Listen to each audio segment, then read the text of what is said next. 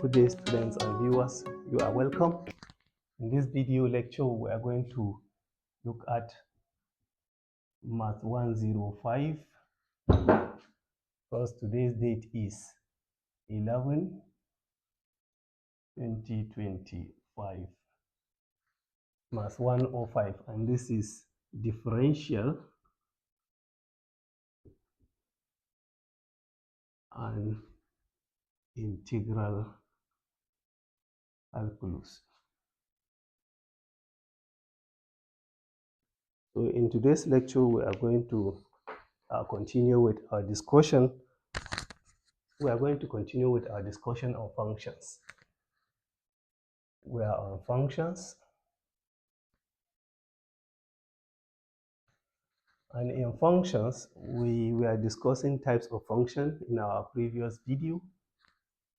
So we are talking about types of functions. In this video, we are going to continue with the type of functions. Remember, in the last video, we discussed about the one-to-one function, or the injective functions, or sometimes they are also called faithful functions. So we say let x and y be sets.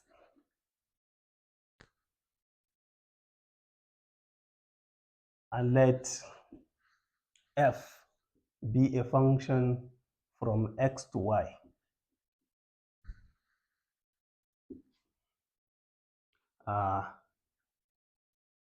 Then f is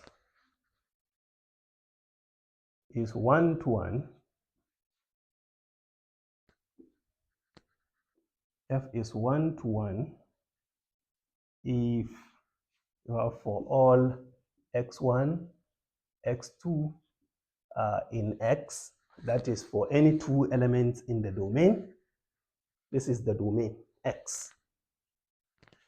So for I have f of x1 equals to f of x2 implies x1 is equals to x2. Or we can define it as f of x1 not equals to f of x2. A contrapositive way of defining it implies x1 is not equals to x2. That is, for any two different elements you pick in the codomain, they have different pre-images in the domain. For example, so we can give example.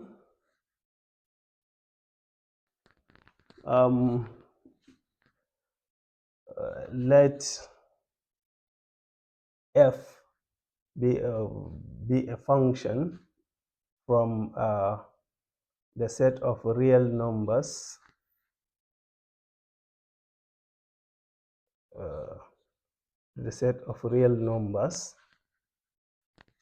defined by f of x is equals to 2x plus 1. Show that, we are to prove that, show that f is one-to-one. So we sometimes denote one-to-one by this. So we are to show that f is one-to-one.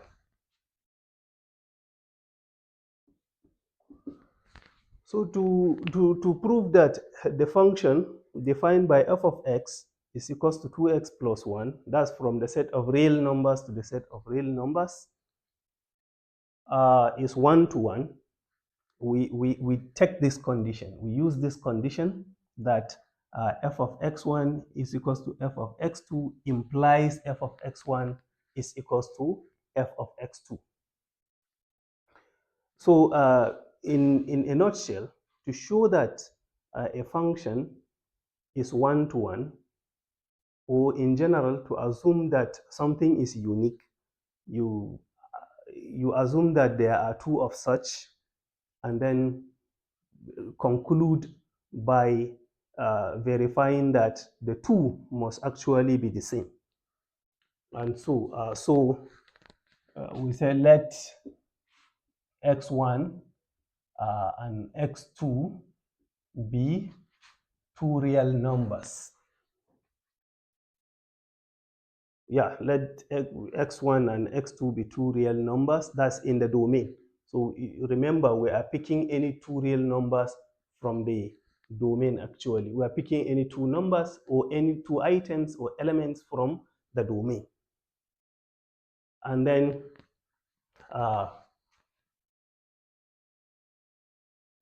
suppose now we have f is 1, 1.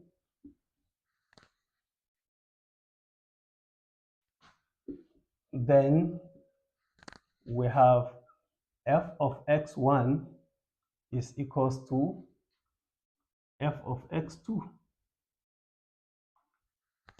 Yeah, f of x1 is equals to f of x2. By this, we want to arrive at saying that x1 and x2 are the same or are equal. So if f of x1 is equals to f of x2, then we have what is the definition of f. And by definition of f, this is 2x plus 1. So we then have this. This is 2x1 plus 1 is equals to 2x2 plus 1, because f of x1 is equals to f of x2. So now, what do we do? And thus, we have what? 2x1 is equal to 2x2, by subtracting 1 from both sides. And thus, we have, dividing both sides by 2, we have what? X1 is equals to x2. Hence, we conclude that f is 1 to 1.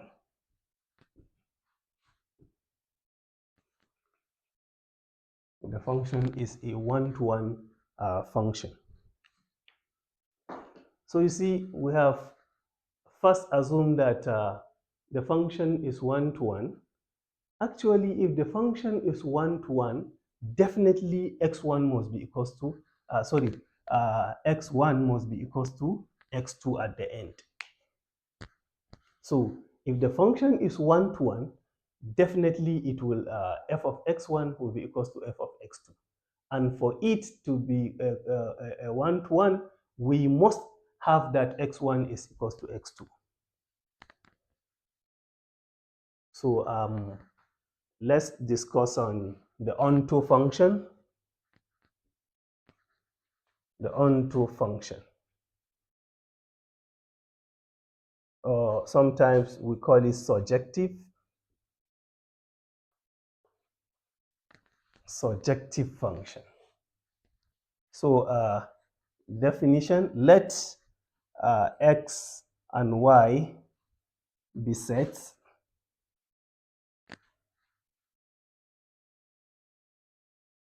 and let f be a function from x to y, then f is onto the function. F is onto function, or a surjective or surjective. It is surjective if you have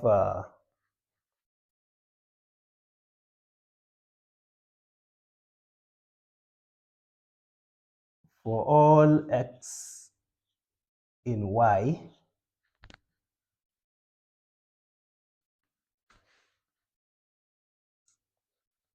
there is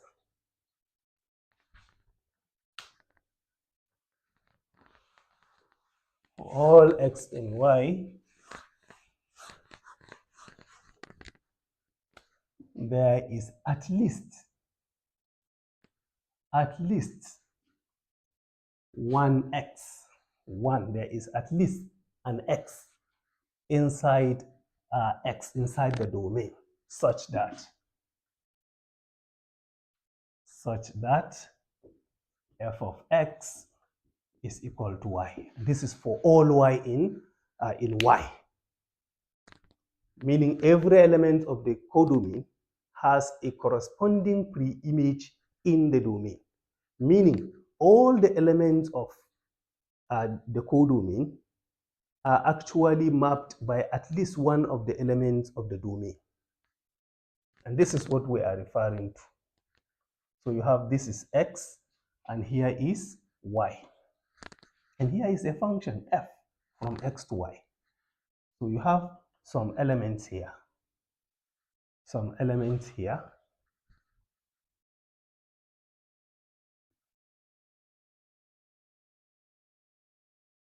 So at least every element must be mapped by at least one element from the codomain. All the elements here are images of elements from here. Then in such kind of a mapping, we call it an onto mapping. All the elements here must be mapped by at least one of the elements of the domain from X. Then that is an onto mapping. So now, if you are given an onto mapping and you are to show that a mapping is onto, what you need to do, you prove that all the elements of the domain are mapped, but all the elements of the codomain are actually images of the function. And to show that a mapping is not onto, just find at least one element in the codomain and show that it has no pre-image in the domain. And that is enough. For example,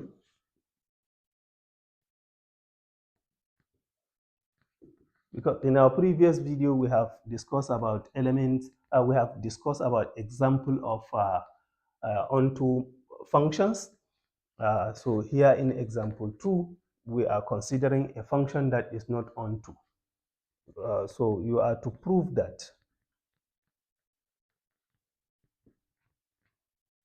a function f from n to n, not a function, the function f from the set of natural numbers, defined by f of x is equal to 2x is not onto.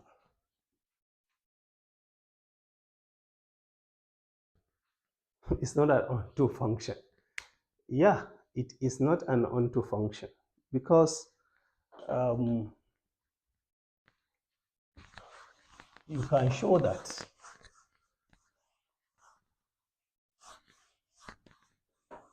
this function is mapping elements of the natural numbers to the elements of natural numbers from n to itself. And so you observe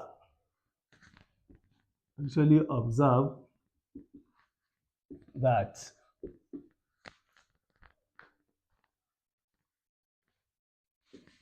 if f of x is equal to 2x, then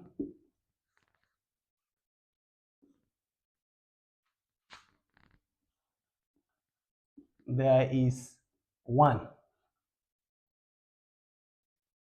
You see, 1 is an element of n. It's a natural number from the codomain. At least let's start from the smallest one.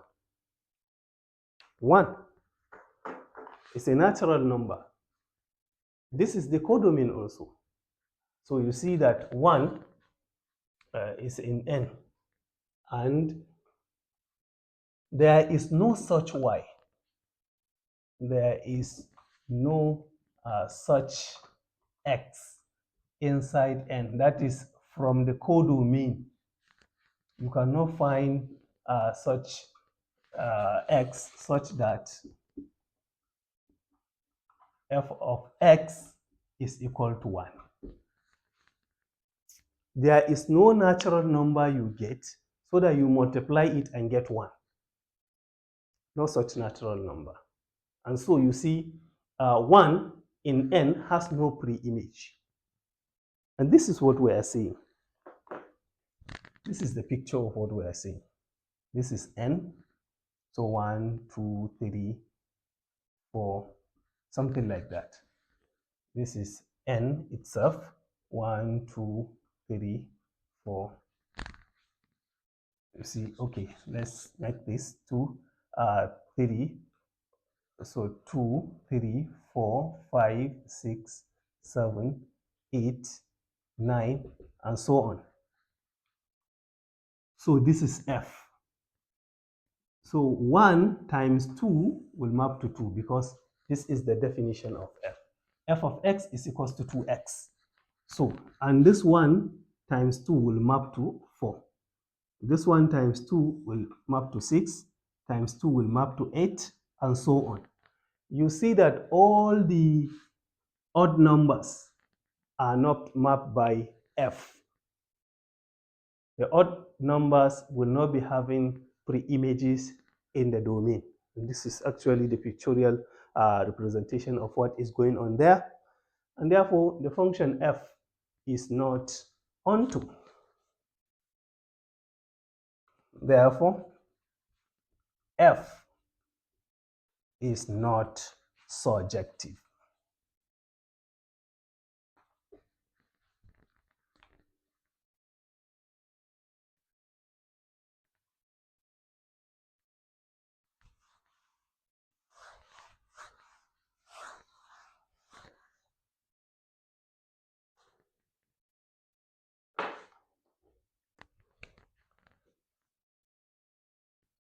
Or exercise. Show that the function f, a function f from the set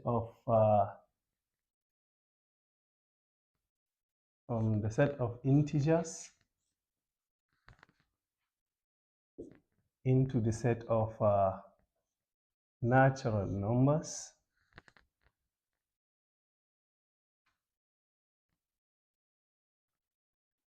defined by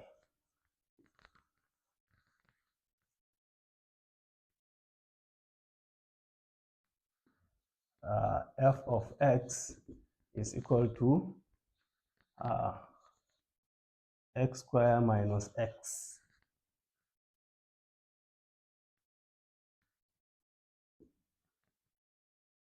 It's not one-to-one.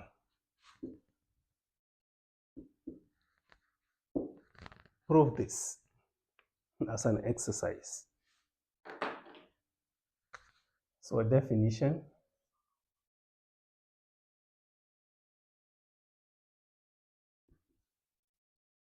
Let x and y be functions, be sets. Let x and y be sets.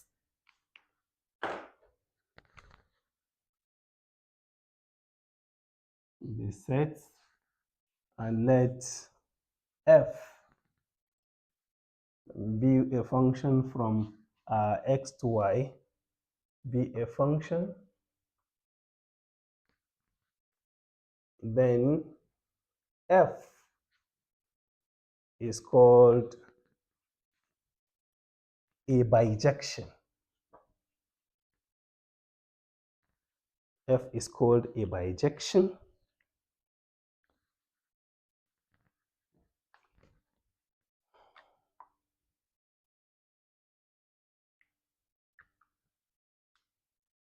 So the function f is called a bijection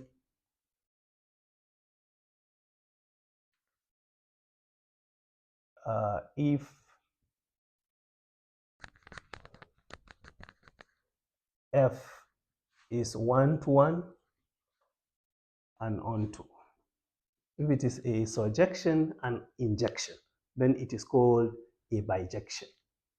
We have given example in the previous videos, and so we don't have to waste most of our time here.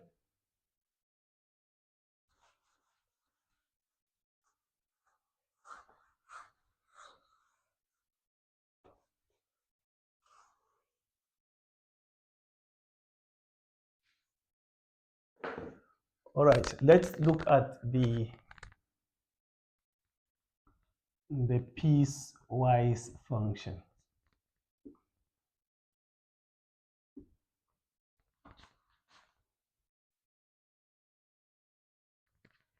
So a function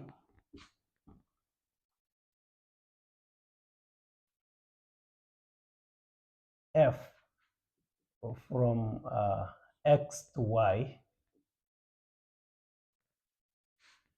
is called a piecewise function.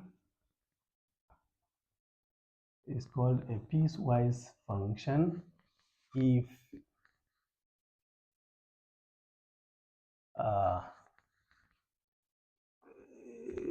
different rules are applied to different parts of the domain, that is x. Different subsets of x. And so an example here,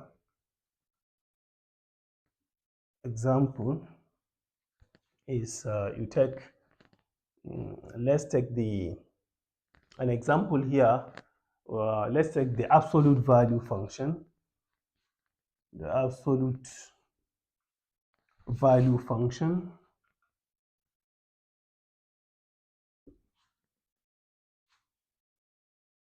on R, the set of real numbers defined by, so the absolute value function is defined by, you see, for all x in R, for all real numbers. So f of x is equals to, we denote this by absolute value of x, and that is equals to x if x is positive and it is minus x otherwise. That is when x is not positive. If x is negative, then the absolute value of x is negative of x. But when x is positive, then the absolute value returns x. So in whichever case, the absolute value of a real number x is the positive value of x. And this is a piecewise function. You see, what this function did here is to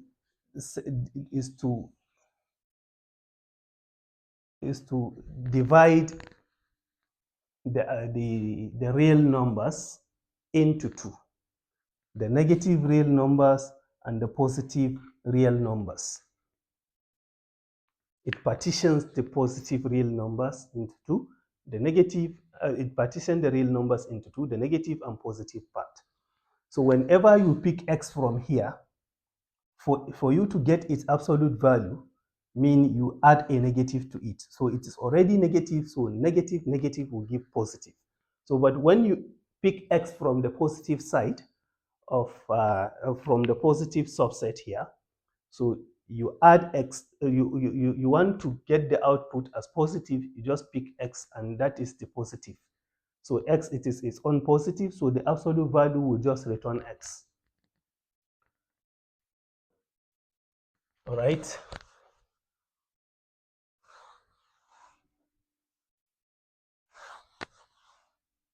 That's just a kind of a short example there. So let's look at the even and odd functions.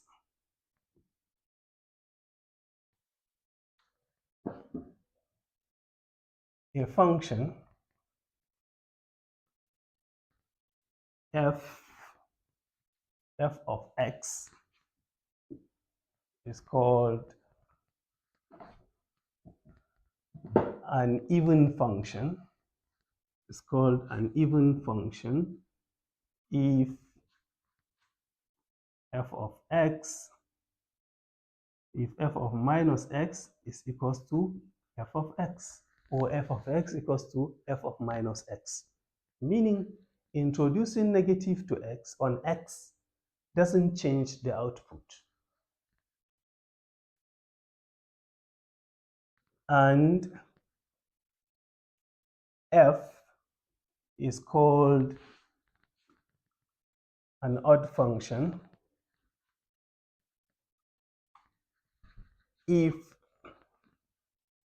f of x is not equals to f of minus x is not equals to f of x. That is for all x in the domain. This is for all x in the domain of the function. So can we give example? An example here. Example. So let f be a function from a set of real numbers to real numbers, be defined by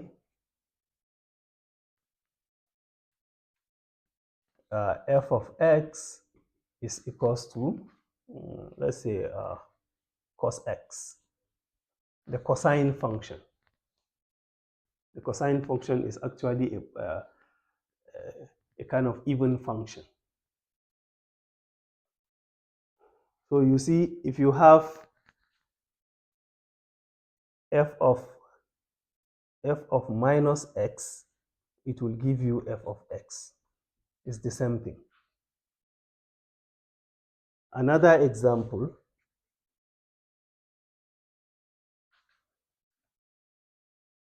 so we consider another function, f taking r to r, defined by, so f of x is equal to 2x plus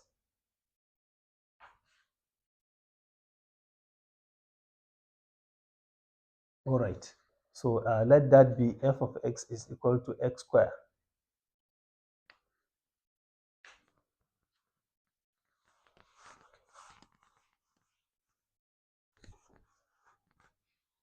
All right, so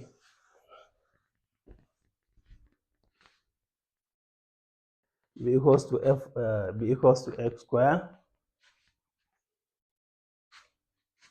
Then clearly, you see, if you take, say, f of minus 2, that will give you what? The square of minus 2. And that is equals to what? 4. Pick f of 2, and that will give you the square of 2, and that is 4. So you see, if you pick any real number, pick, for example, f of minus 1 over 2, and that is equals to what? Minus 1 over 2 square, and that is equals to what? 1 over 4 positive. And you pick f of half, and you see that that is equals to half square, the square of half, and that's equals to 1 over 4. In every case you pick, for each x in x, you see, for all x in x, that's the domain. That's the domain of the function. So you see, f of x is equals to f of minus x. So when you introduce negative to x, you see that the answer, the output is the same thing as when there is no negative applied on x. And that is what we call the even function. And it is an odd function otherwise. If equality does not hold, then the function is said to be an odd function. Example,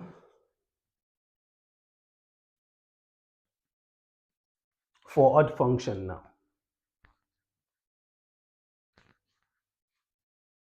So we have, f is even thereof. So we have for odd function. So for odd function, equality will not hold.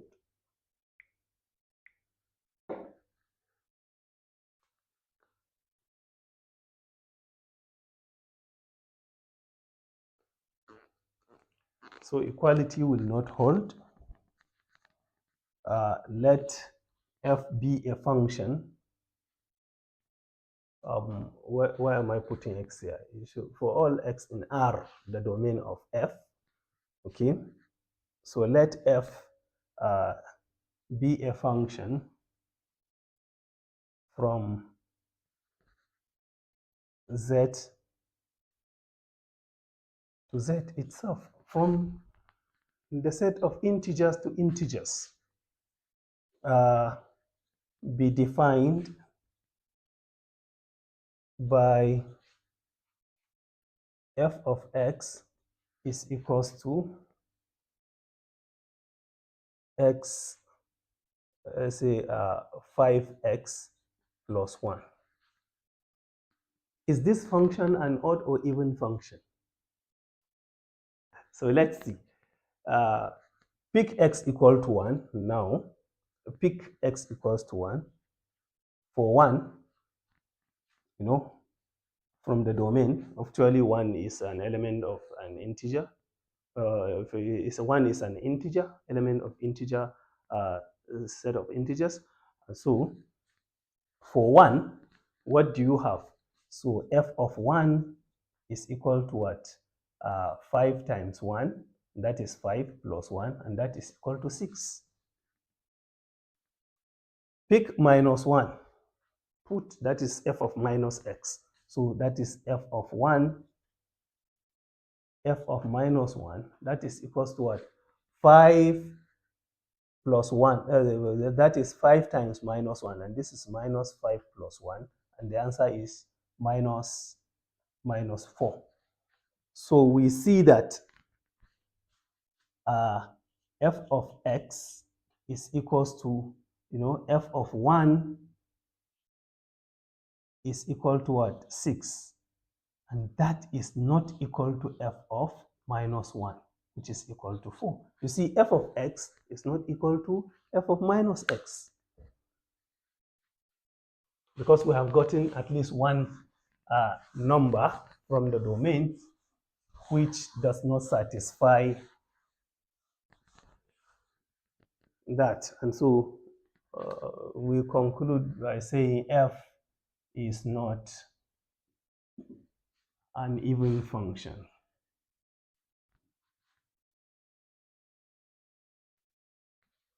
In another way around, on the other hand, we are saying that f is an odd function.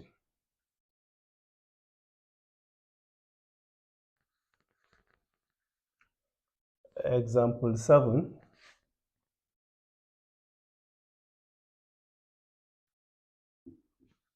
The sine function, the trigonometric sine, the sine function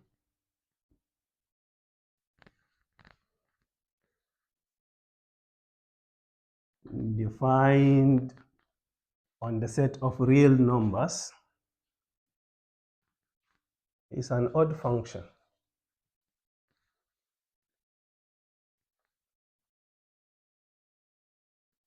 Why? Since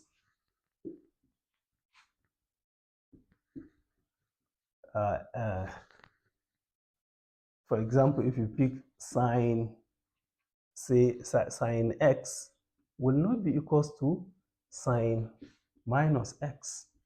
Check it. It's not always true. Take sine 60, for example. The sine, okay. Take sine 30 degree as an angle. So is it equals to, what is sine 60, sine 30? Is it 1 over 2? Okay, let's check. Well, 30, 1 root 2, 1. Okay. Here is root 3. Okay. Sine is opposite over hypotenuse. So that is equals to sine 30. Here is 30. So it will be, yeah, 1 over 2. Yeah, that is it. So sine 30 is 1 over 2. Check sine minus 30 degrees. And that will give you what? Minus 1 over 2. So you see, f of x is equals to 1 over 2, and that is not equals to f of minus x, which is equals to minus 1 over 2. F of x is not equals to, and so you see that the sine function is an odd function. For all x, sine x is odd. All right?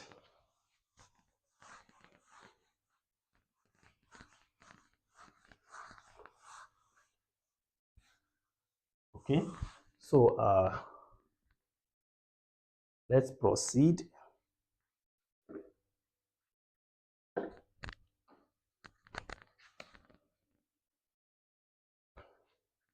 All right, let's look at the symmetric function.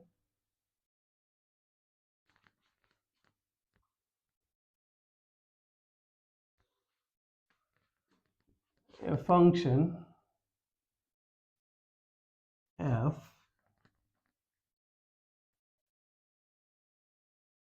f defined on x1, x2 up to xn, that is on n elements,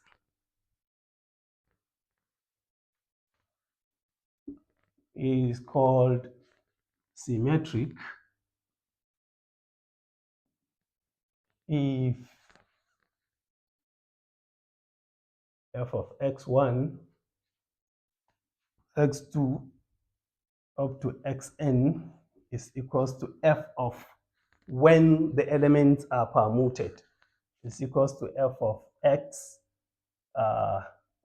okay, x pi 1, x pi 2, x permutation of x, and then up to x permutation on n. So if they are equal, then f is a symmetric function. So let's give example. Example 8. Let's take the symmetric function on, let's take the symmetric function on just two variables. So let f of xy be equals to, so let f of xy be equals to x squared plus 2y. This is a symmetric function because, if you like, you can say this is the same thing as saying f of, this is the same thing as saying 2y plus x squared. But that is equals to what? F of y comma x. And so the function is symmetric. Because you see, rearranging the variables in this function does not affect the value of the function. And so the function is what? Is symmetric.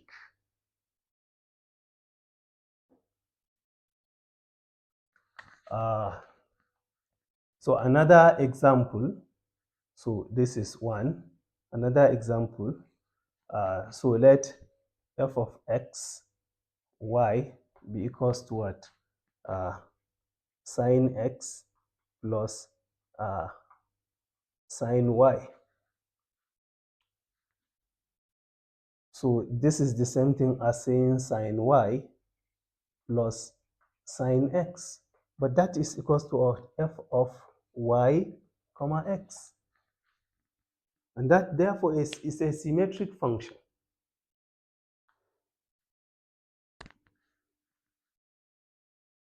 Okay. So now let's look at, we start by the identity function.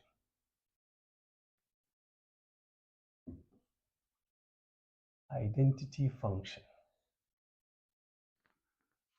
So let x and y be sets. And let f be a function from x to the set y. Then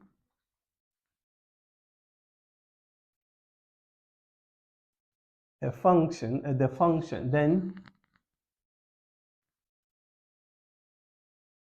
f is called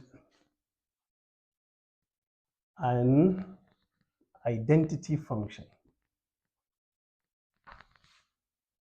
It's called an identity function on x if f of x, or an identity function from x to y, from the set x to the set y, if f of x is equal to x. And this is for all x in x. So to be more formal, let's write it this way. If for all x in x, f of x is equal to x, and this is actually in y. So the identity function fixes a function. It maps element to itself. For example, this is, we're saying is let x be equals to n and y be equals to z. So let f be defined as f of x is equals to x. And that is an identity function from n to z. And this is how it is defined.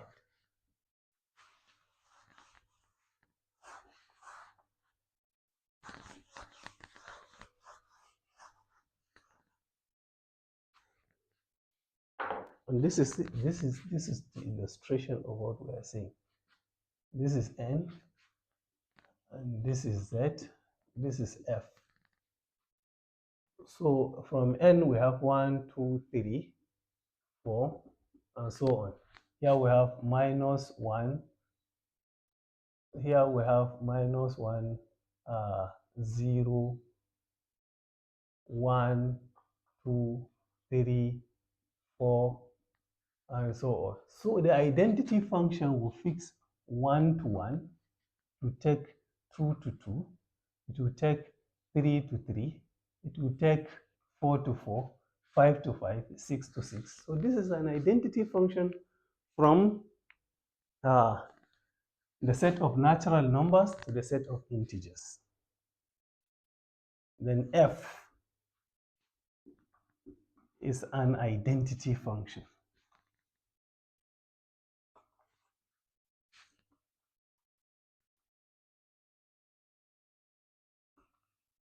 from n to z. Yeah. So if you define an identity function, so an identity function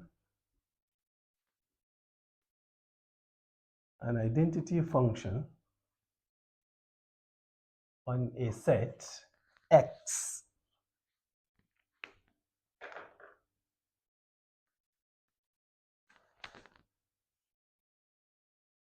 is denoted by 1x. That's the identity function on X. And this is what it is doing. So what it does is, this is X, this is also X. This is a set X, this is a set X. You have X1, X2, X3, and so on. Here is X1, X2, X3. It maps X1 to X1, X2 to X2, and X3 to X3. It keeps mapping element to itself within the same set, on the same set. So the identity function on the same set is written by 1x. So when you see 1x, it means 1x is a function that takes x to x and maps element to themselves. That is the identity function. Okay.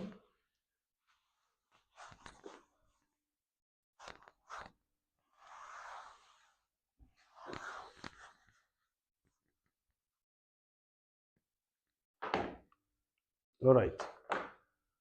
Now we look at composition of function.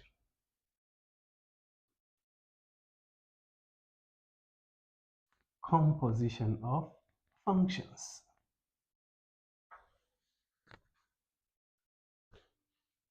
So you see, what composition does is it bridges two sets together.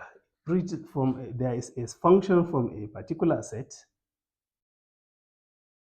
to another set, and from the codomain again to another set, then finding a function.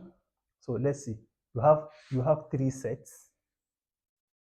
There is a function from this set to this set by f. There is another function from this set to this set by g. Now we are looking for a function that will directly map elements from here to here. Then this function is the composition of f and g. And this is the definition. Formally, write definition. Let x, y, and z be sets.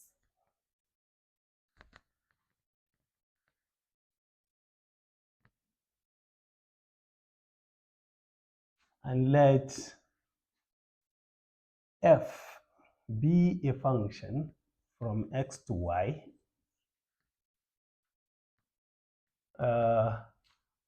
and g be a function from y to z, to the set z.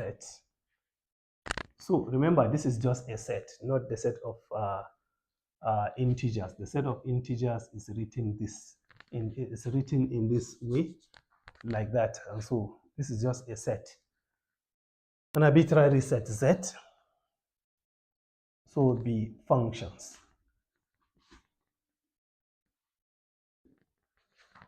Then the function g of f of x is called the composition of the two functions. functions, f and g. So this is defined by, this is defined by f of g of x, that is equals to g, then f of x. What we do here is to apply, sorry, not. So this is g of f of x. So what we do is to apply the function first that is closer to x. So apply f first, and then later apply g afterward. All right. Can we give example? Yeah, we can give example.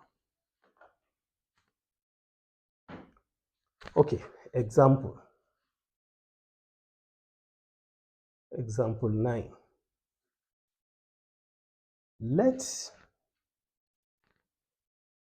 f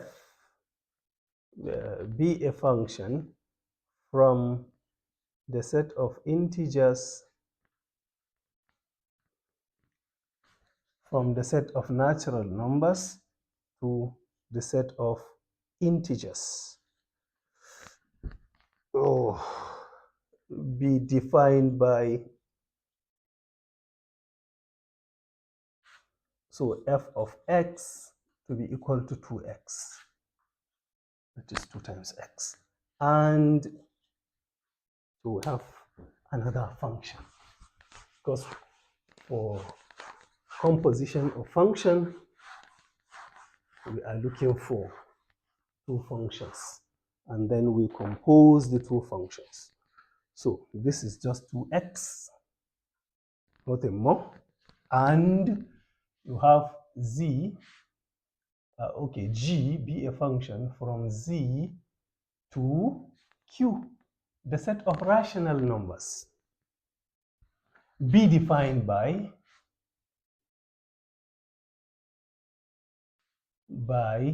g of x is equals to x over 6. So observe from the definition of composition of function. We have 3 sets involved, and there is a function from the first set to the second set, and there is another function from the second set to the third set. You can have several functions like that, and you can compose, but the least you can have is 2 functions. So remember that the codomain of the first function must be equal to the domain of the second function. So in that case, you are looking for a function g of f of x, and that is a function from x to where? From x to z. You are looking for a function that bypasses y. It skips y, meaning you have this. You have x to y, and then from y, you are coming to z by g, through g. Now, you are looking for a function that will skip this set. You don't want to go through y. You just want to go directly to z. You are looking for a function that will take you directly to z. And that function is g of f of x for all x in x. That function is what you are looking for. That is the composition of the 2 functions f and g. So apply f first, then g. And so let then what is g of f of x? So g of f of x, what is f of x? Is equals to 2x. You apply f first, then g. So this is, you are looking for g of f of x. What is f of x? Is 2x. So you have, so you are looking for g of 2x. F of x is 2x. And what is that? G of 2x. So it is what? It is given by x over 6. And that is, you are having 2x over 6. And that is equal to what? And that is equals to x over 3. So the composition of f of g, so g of f of x is equals to x over 3. And that is the composition of the two functions. One sees the composition of functions to be similar to multiplication, but it is not, because you see, in multiplication, at least there is associativity. Multiplication of numbers or real numbers is associative, although the composition of functions here is also associative. Yeah, there is an identity in multiplication, and here in the composition of function there is identity. There is commutativity in multiplication of real numbers, but commutativity is not happening here. A simple example.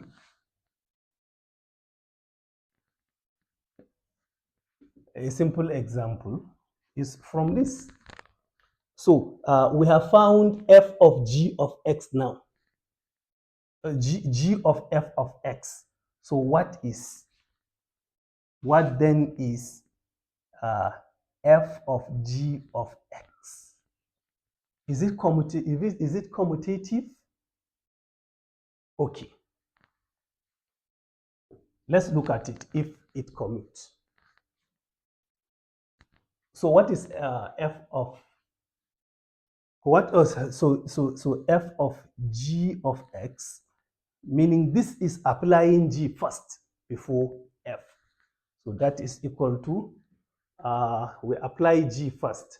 So what is g? G is x over 6. So this is x over 6. So you are looking for f of what? G of x. And that is equals to what? F of x over 6. What is that? And that is 2x over 6. And that is equals to x over 3. This seems to commute. This is a kind of coincidence. Let's look at it. Let's proceed.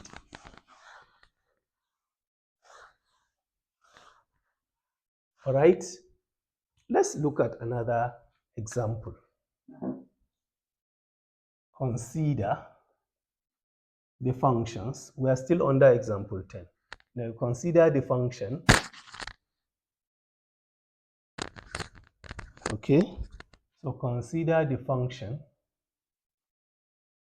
f of we have f of x is equals to 2x. Okay, let's consider h of x, another function, h of x,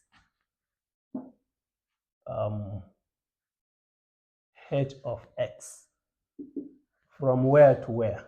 H of x. So consider the function h, where h is taking r to r. Let me just go to r directly. Defined by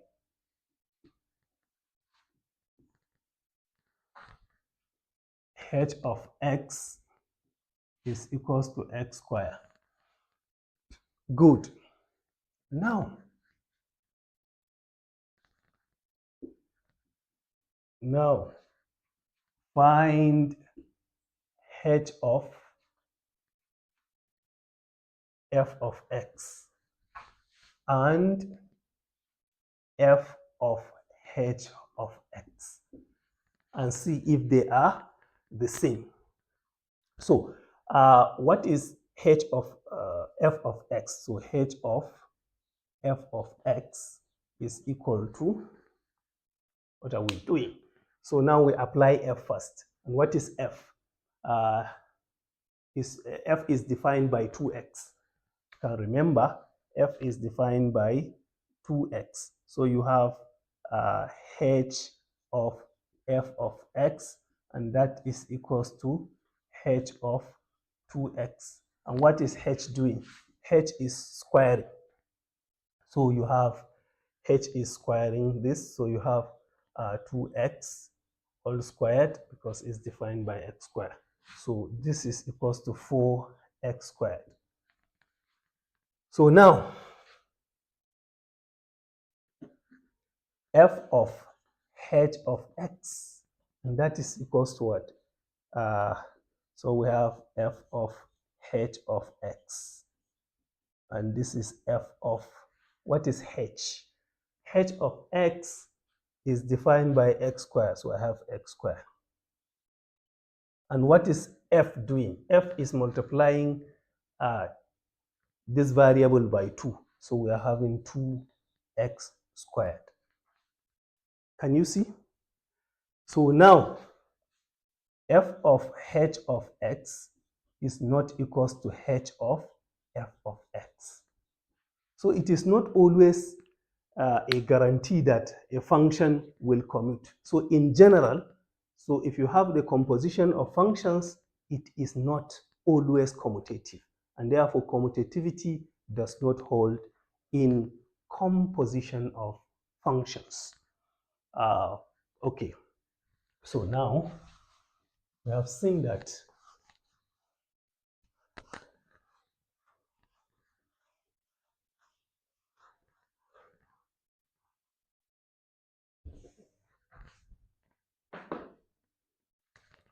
so, but if f, so if f is a function from x to a set y, is a function, if this is a function from x to y, then you always see that f composition 1x is equivalent to, or is the same as 1y composition f, meaning the composition of f with identity on x is the same thing as the composition of identity on y with f. And that is a very simple thing to. So also, if f is taking x to x, meaning it's a function from a set to itself, then 1x times f is always equals to f composition f. The identity, the composition of the identity always commute. It's commutative. So it's always the same thing.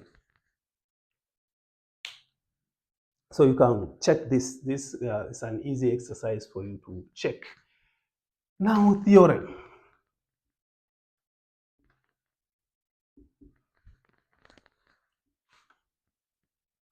Let x, okay, let A, B, and C be sets. And let f be a function from A to B, and G be a function. So A, B, C. So let's have A, B, C, and D for sets, the sets. G be a function from B to C, and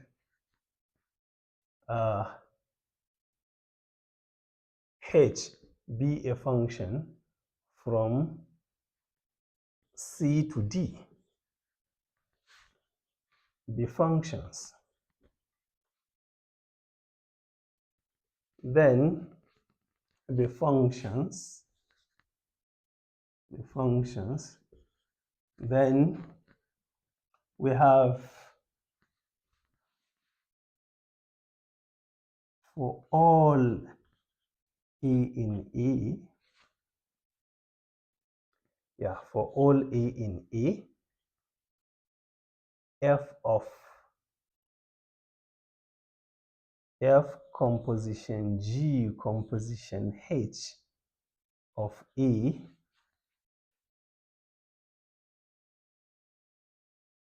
this is equal to, or is equivalent to, is the same thing as F composition G composition H of A. Okay.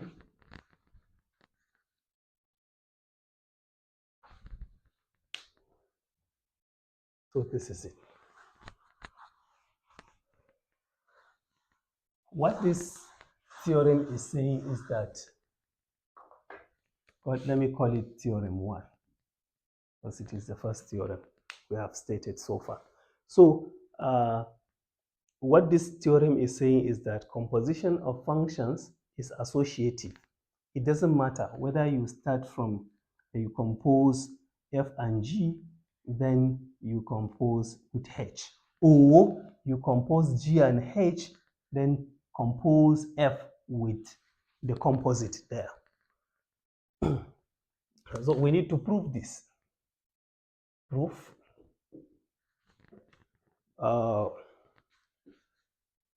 We need to show that all what we need is to show that F of G of H of A, so this is equal to F of G of H of A, and that is for all A in the first set A.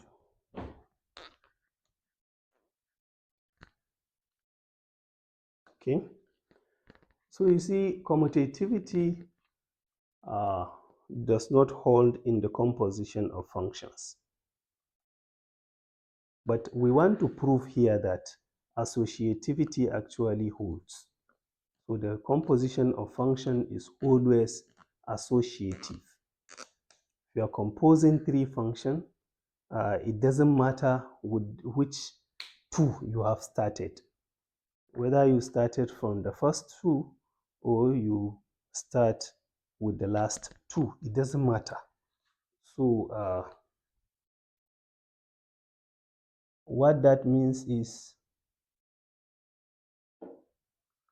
multiplication, so composition of functions is associative.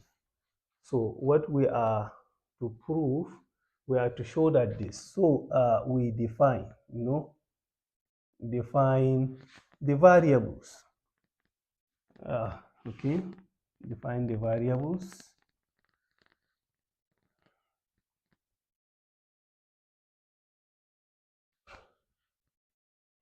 So you see,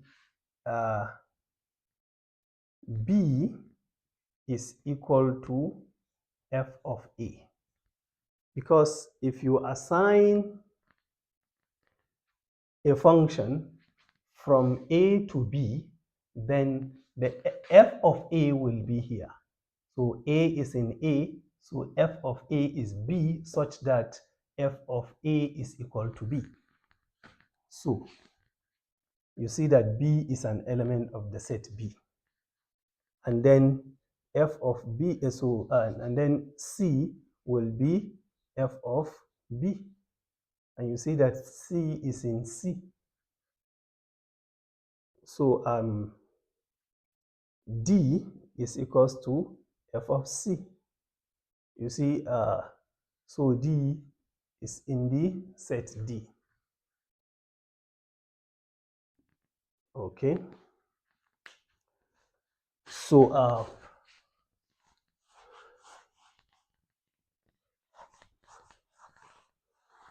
right. So what we have, all right, we can still continue here. We have what is F composition G, composition H of A. That is what F, sorry, what am I? So we have F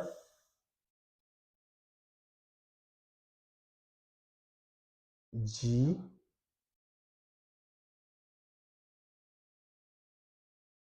okay. What about this? Maybe this is not denoted properly. The notation is not proper. So what we have is H of G of H of G of F of A. So this is equals to what? So H of G of F of A. Correct. That is F is. So the theorem is stated thus, theorem. So let A, B, C, and D be sets, and let F be a function from A to B, G be a function from B to C, and H be a function from C to D. Okay, be functions. These are functions. Then,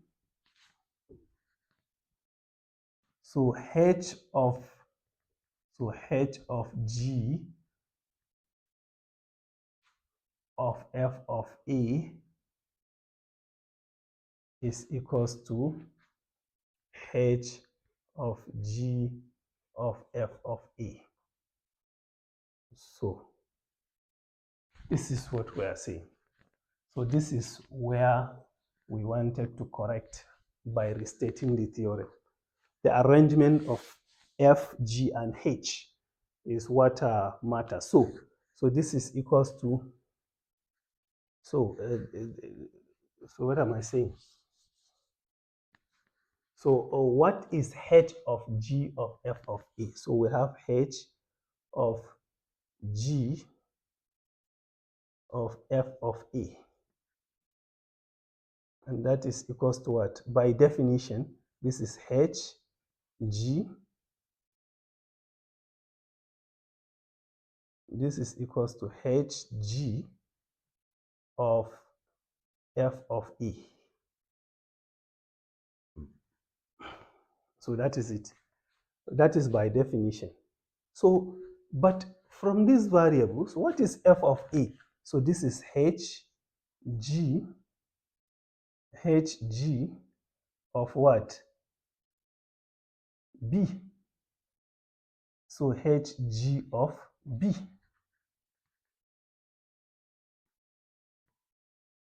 That is Hg of B. And that is equal to what? What is G of B? So this is actually, so this is G of B, and this is H of C. Yeah, that is H of C. Okay. And what is that? What is G of B? This is H of C. But what is H of C? And that is equals to what? The element D. Okay.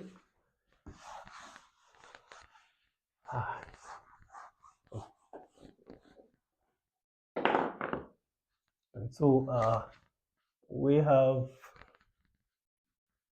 on the other way around, we have H of G of F of A. So this is equals to H G of F of A. So this is equals to H. What is F of A? And F of A is B, so G of B. And that is equals to what? H of, what is G of B? Is C. And what is H of C? H of C is D. You see, it is equals to D. This is all by the definition. So, by the definition of F of G of, sorry, H of G of F of A, and H of G of F of A.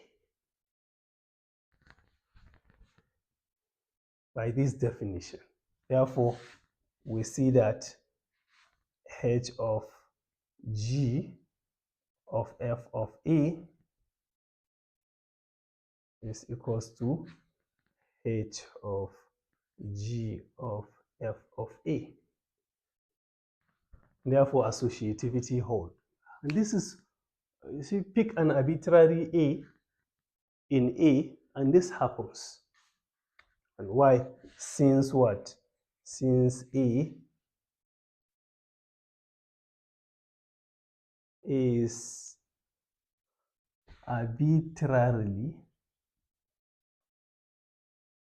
chosen from the set A. Okay? Right. So we have talked about the composition with its own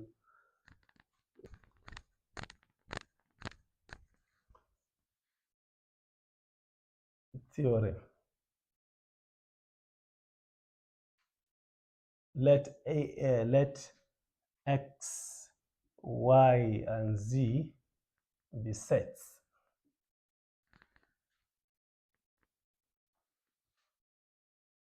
And let F X to be a function to Y to this, and G be a function from Y to Z,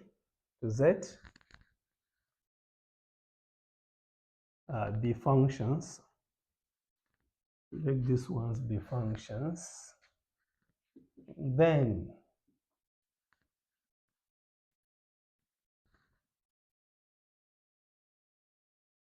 G of F of X, this is injective if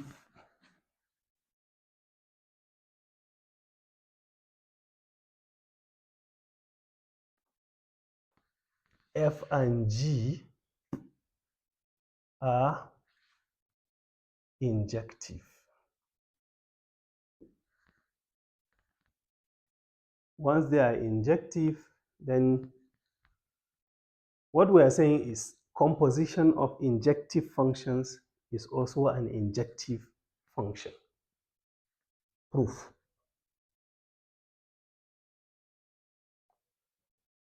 So let this to y and g take y to z be injective functions.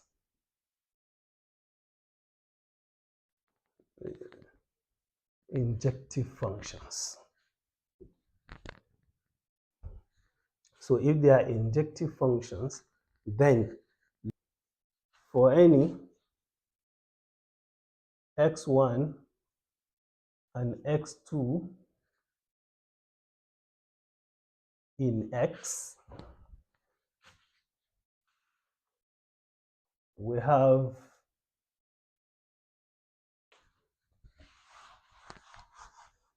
for any two x1 and x2 in x, we have g, the composite g of f of x1 will be equals to g of f of x2. And this will be injective if what? So, but this is defined by g of f of, so g of f of x1. This is equals to g of f of x2. So this will be true since f1 is f is injective. So we can now go ahead. This is true since f is injective. So what we are saying is g of x1 will be equals to g of x2 since f is injective.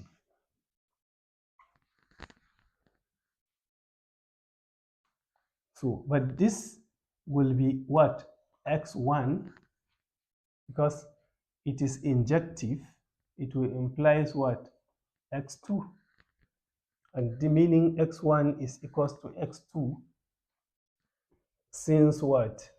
Since f, since what? G is injective. And therefore, G composition F of what? X is injective in general. The composition is injective.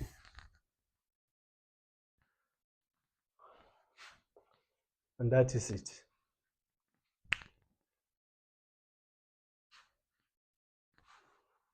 So this is theorem 2.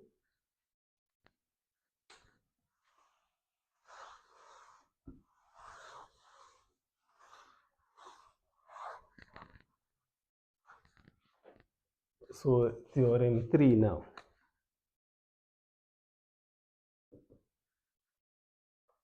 Let x, y, and z be any sets. And let f be a function from x to y. And g be a function from y to another set. Be functions. Then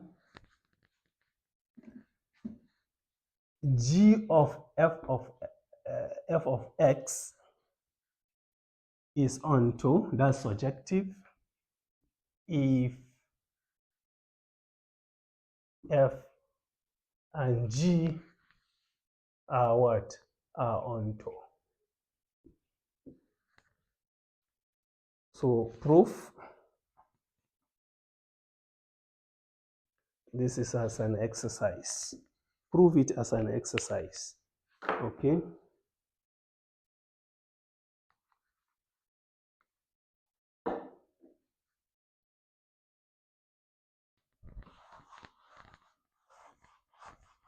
We have not talked about the restrictive restricted function. Restricted function. Before we proceed, restricted function.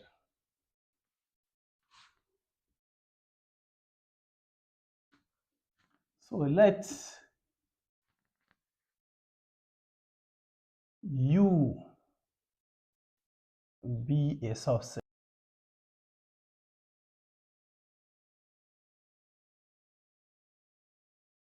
F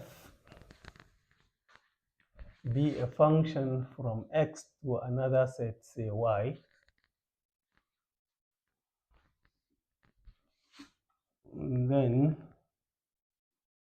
the function F restricted to U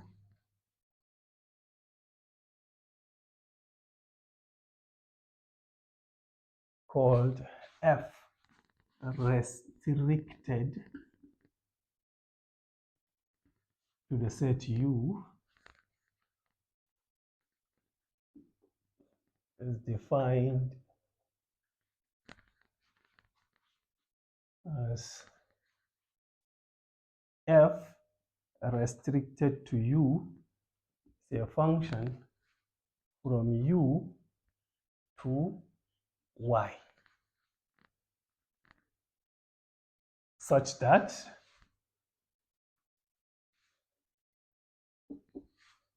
F of this restriction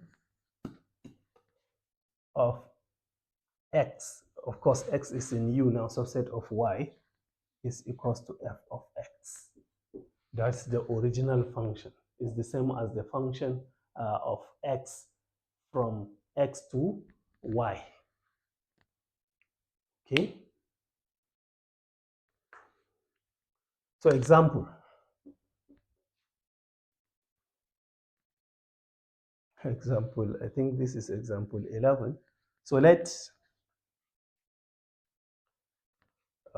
F be a function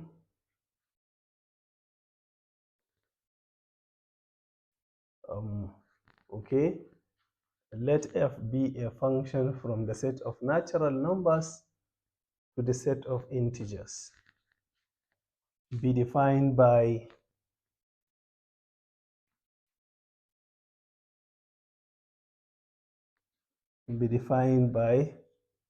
F of X is equals to X plus 1.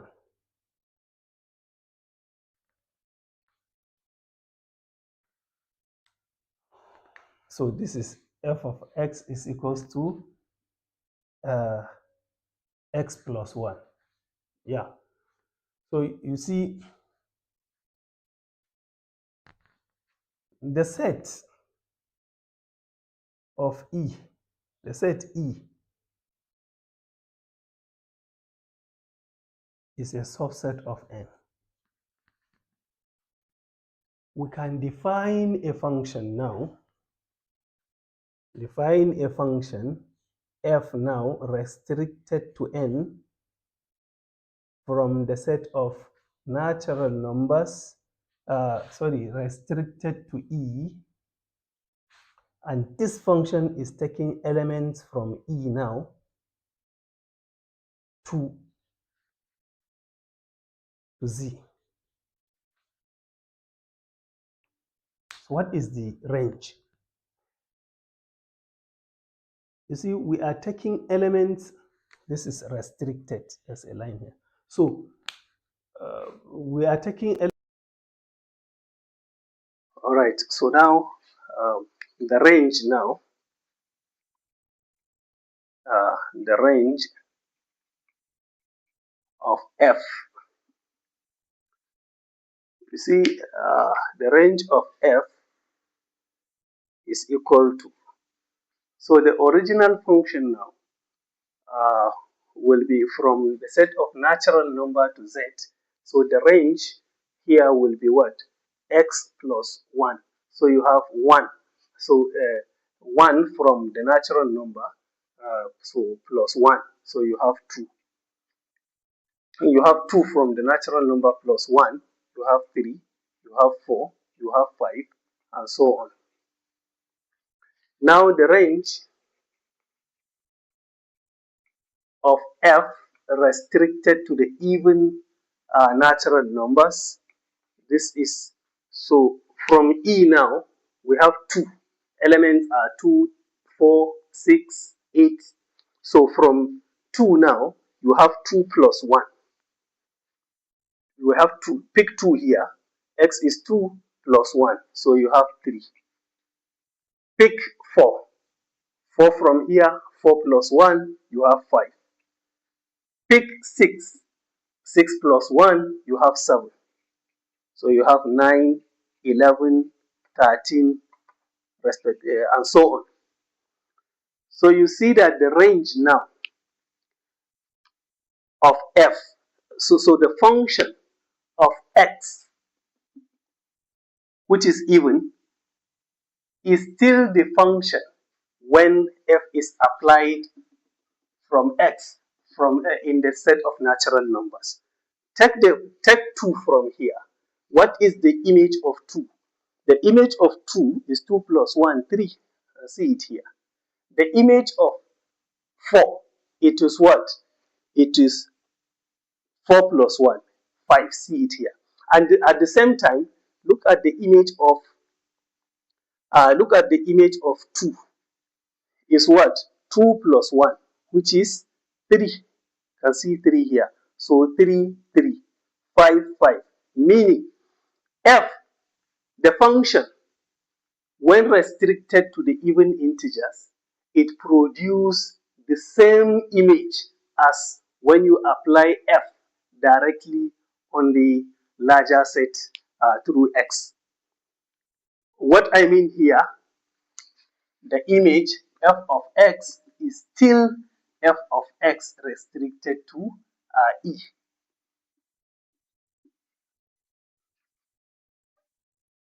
The image of 2 in the set of natural number is still the same image of 2 in the set of even integer. They have the same image, namely what? 3. The image is 3 here. The image of 4 is 5. The image of 4 is 5 here. And so that is what we need. So now, inverse of a function.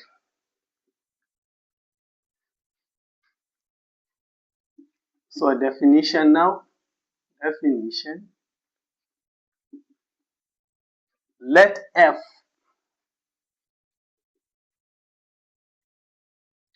from x to y be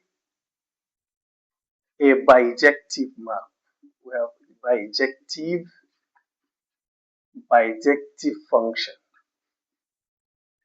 from x to y, from the set x to the set y.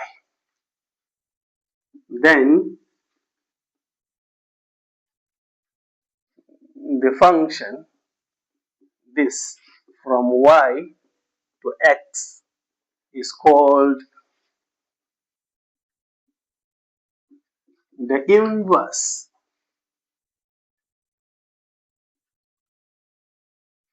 of the function f from x to y.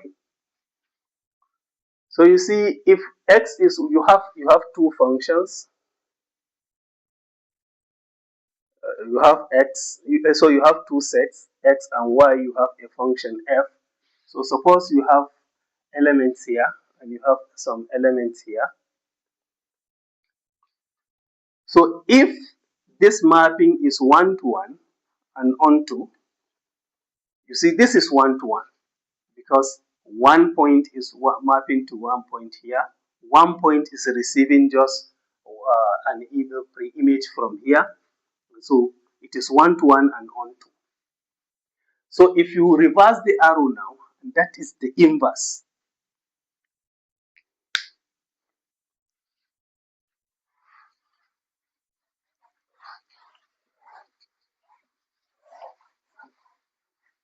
The inverse image now, it will be a function from y to where? To the set x, and it will be, the arrows will now reverse. The arrows will reverse from y to x. Instead of from x to y, now the inverse will be from y to x. Suppose now you have additional element here. This f is still a function, but it is not onto. Now, if you say you will find the inverse of f, now this is the domain. And you know, for a relation to be a function, every element of the domain must have an image. So now this is the domain, and this element is not having an image here. Clearly, f is what? F is one-to-one but not onto. That means this point will not have an image in here. And therefore what? F inverse here will not be a function.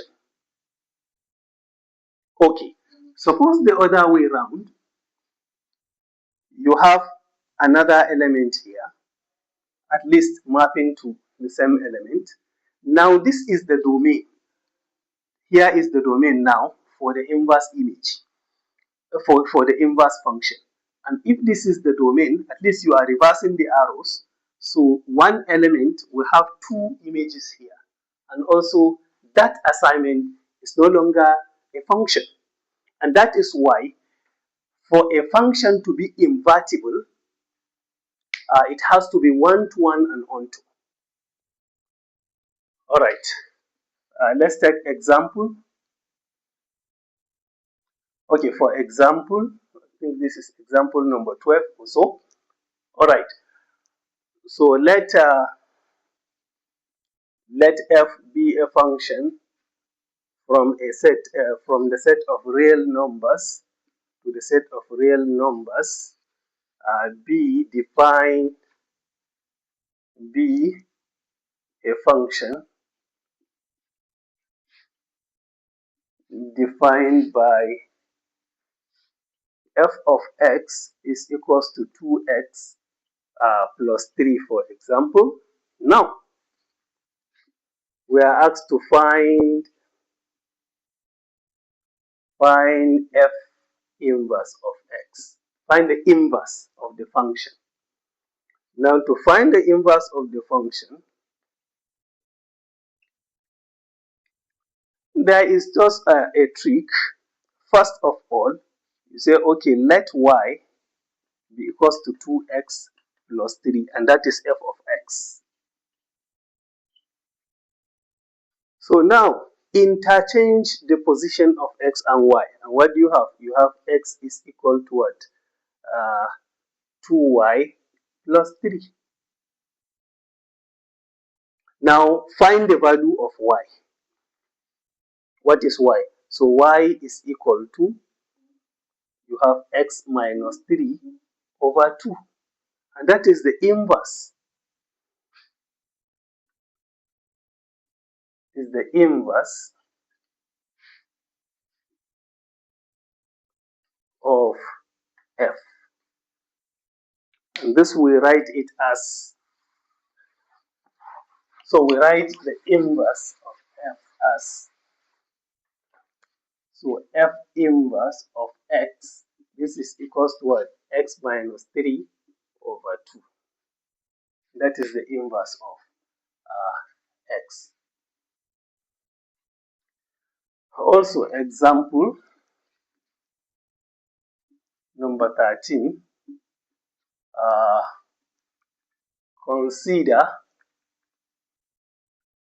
the function. So the function f taking what? R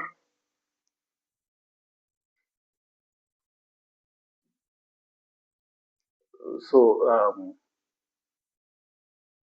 yeah, from R to R, defined by, let's say, from Z to R. defined by f of x is equals to x plus 4 over 7. We are asked to find f inverse of